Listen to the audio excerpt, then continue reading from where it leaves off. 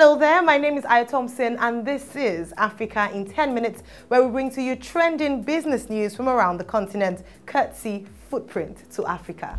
First, a look at the highlights. UK firm nears launch of $250 million energy plant in Kenya. GE, Addis Ababa institution partner to develop capacity on renewable energy program.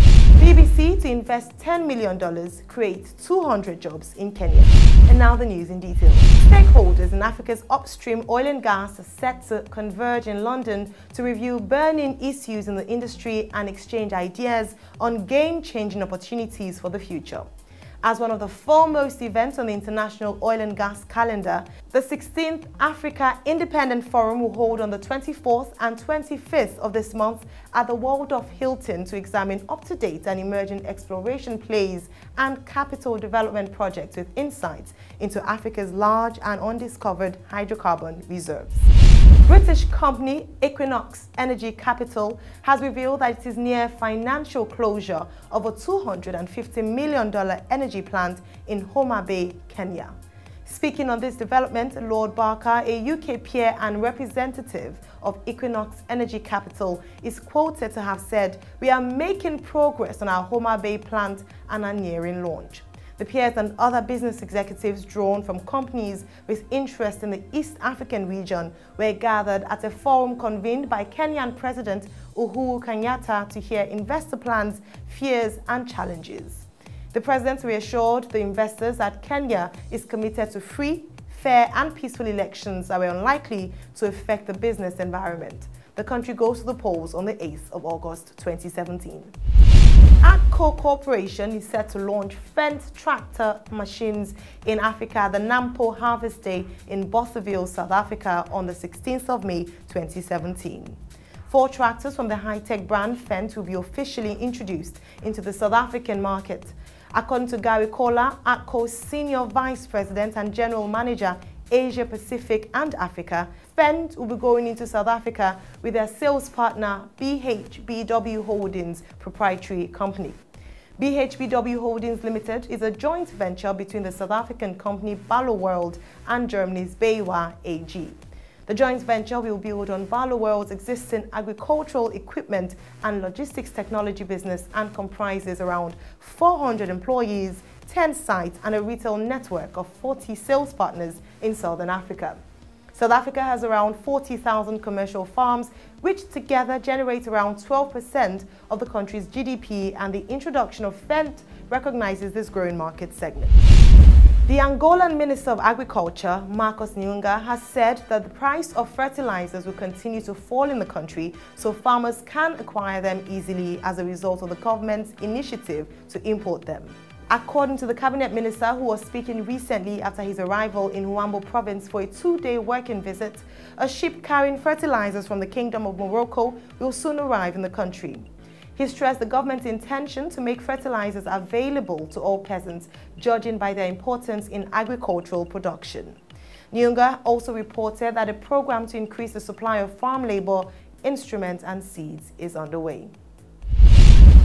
General Electric Renewable Energy has signed a memorandum of understanding with the Addis Ababa Institute of Technology to enable the development of renewables, hydro, wind power generation skills in Ethiopia. AAIT is a premier engineering and research institution in Ethiopia, graduating engineers in more than 7 undergraduate programs and 35 MSc and PhD programs. GE and AAIT have been working together to develop and start the implementation of skills development programs since late 2016 and in March this year. GE Renewable Energy Hydro Engineering staff delivered a series of seminars to 30 AAIT students and faculty on hydro turbines and generators technology. Yves Ranu, President and CEO, GE's Hydro Solutions, said the partnership will enable the sharing of current industry expertise and experience with students and faculty at AAIT, building a highly qualified workforce that will support Ethiopia's social and economic development. The Association of Food, Beverages and Tobacco Employers Association in Nigeria have pledged to support the Standards Organization of Nigeria achieve significant standardization in the sector. The pledge was given in Lagos when the association played host to the Director General of SON, Mr. Osita Aboloma, and some members of his management team. The president of AFBTE, Mr. Paul Bededo, who is also the Group Managing Director of Flour Mills of Nigeria, pledged the commitment of the association and its member bodies to promoting continual improvements in the food, beverages and tobacco sector in Nigeria in furtherance of the government's economic diversification agenda. The Kenya Power and Lighting Company will receive advisory support from the International Finance Corporation in its countrywide loss reduction strategy aimed at reducing the 19% technical and commercial losses it currently experiences.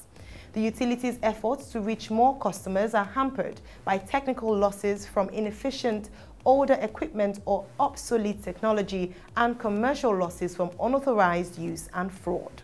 The project, which builds on a previous advisory engagement by IFC that identified specific actions for KPLC to take to combat losses, will support the utility with the implementation of these measures, complemented by efforts in partnership with other development partners.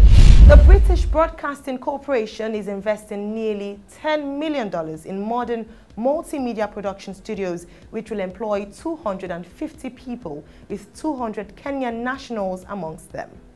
The investment will in addition provide an internship and mentoring program for upcoming journalists, digital and technical producers.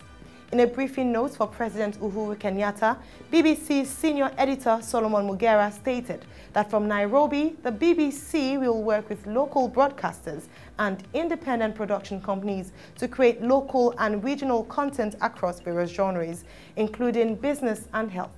In response, the President said, "We have made massive investments in infrastructure that make us the investment destination of choice for many, and we are elated that the BBC is making these giant steps that will lead to employment of some of Kenya's talent."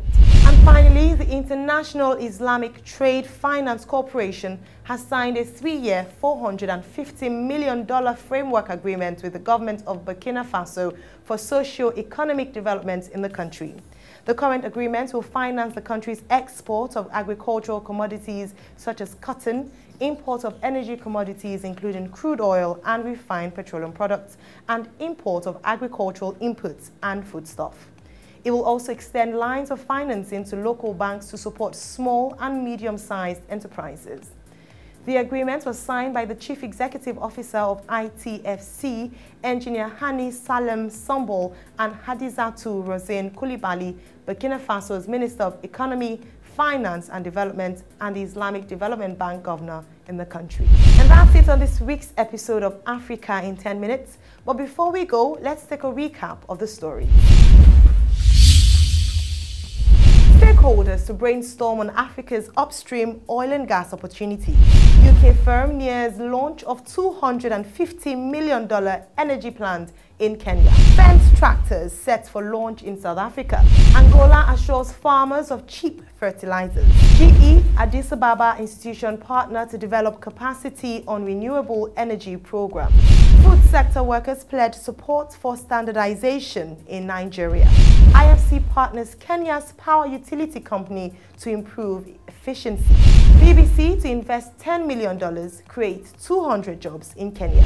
And Islamic finance body grants $450 million for socio-economic development in Burkina Faso. You can send in questions, make comments, and keep up with the news on our various social media channels.